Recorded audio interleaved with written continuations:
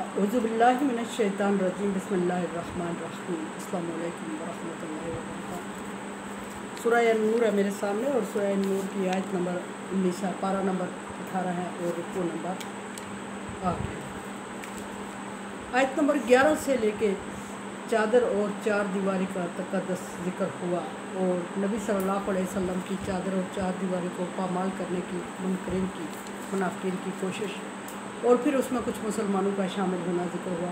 फिर अल्लाह तबारक व तआला ने उसूल और ज़वाबित मुरतब किए और फरमाया कि किसी की चादर और चार दीवारी को के तक़द्दुस को पामाल नहीं करना, और अगर किया जाएगा तो फिर उसकी क्या सज़ा है, और अगर ऐसे लोगों से आपका पाला पड़ जाए, ऐसे लोग हो तो उस ग्रुप में शामिल मत हो। फिर शामिल ना हो तो फिर क्या कहे, तो वो बातें अल्लाह तबारक व तआला ने वो अल्फाज वो कलमात सिखा दी कि जब ऐसे ग्रुप के साथ तुम बैठना उठना हो तो उनको ये कह के अलहदा हो जाया करो कि हमें नहीं लगता कि ऐसा होगा।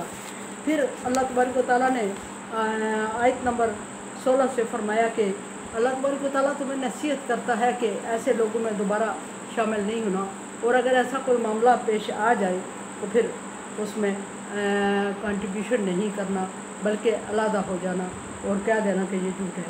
युबय्यिनुल्लाहु लकुम आयाती आयत नंबर 17 में अल्लाह तबारक व तआला 18 में अल्लाह तबारक व तआला ने फरमाया कि अल्लाह तबारक व तआला ने अपनी निशानियाँ, अपनी आयात, अपनी शरीयत, अपनी वही खोल खोल कर तुम्हारे सामने बयान कर दी, और मकसद भी बयान कर दिया। ये क्यों खोल खोल कर बयान की, ताकि तुम्हें समझ आए।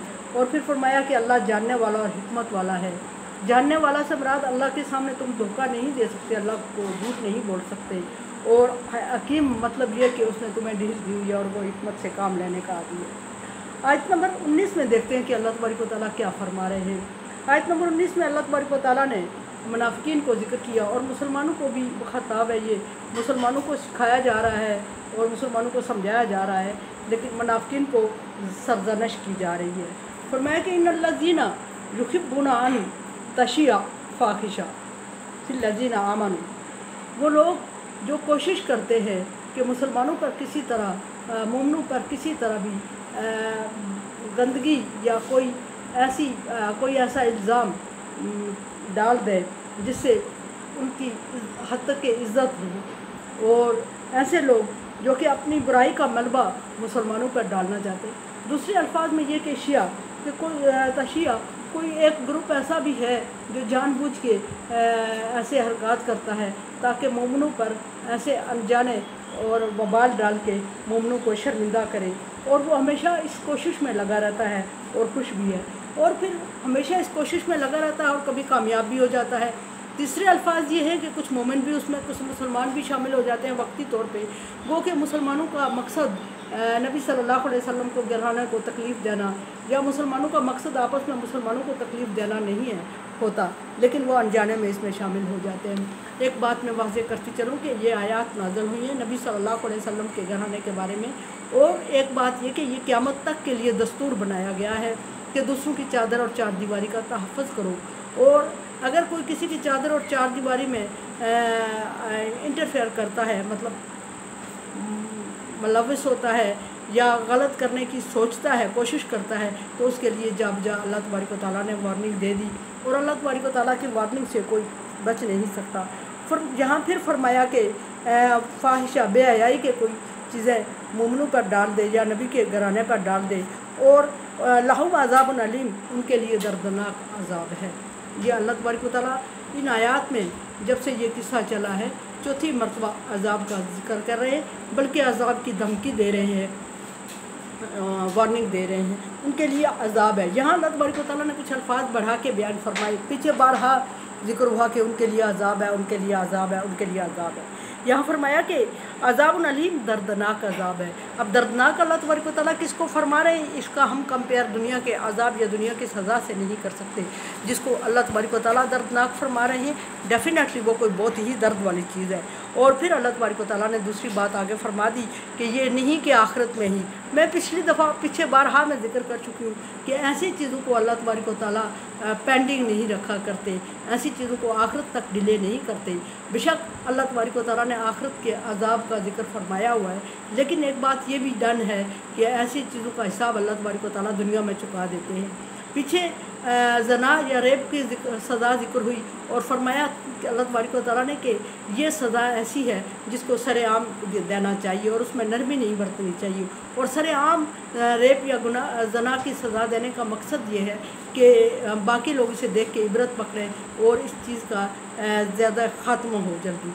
इसी तरह इन चीज़ों को अल्लाह तबारक व तआला की तरफ मोड़ देने का हुक्म है कि अल्लाह की तरफ फेर दो और अल्लाह की तरफ छोड़ दो जब, तो अल्लाह तबारक व तआला ने फरमाया कि इनके लिए दुनिया में अज़ाब है, यानी दुनिया में ही अल्लाह तबारक व तआला चुका देते हैं। ऐसा मत समझे कि आखिरत पे अज़ाब होगा तो देखा जाएगा, बल्कि हकीकत ये है कि दुनिया में अल्लाह तबारक व तआला उनको ज़लील और रुस्वा करेंगे।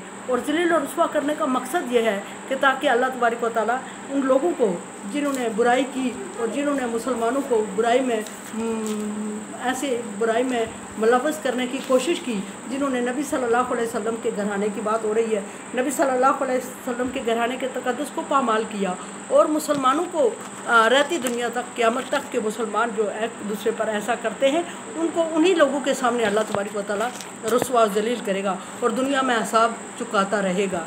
ये अल्लाह तबारक व तआला का वादा है। फरमाया कि अज़ाबुन अलीम फ़िद दुनिया वल आखिरा, दुनिया में अज़ाब होगा उनके लिए। दुनिया में अज़ाब का मतलब यह है कि अल्लाह तबारक व तआला ज़लील और रुस्वा करेगा उनको।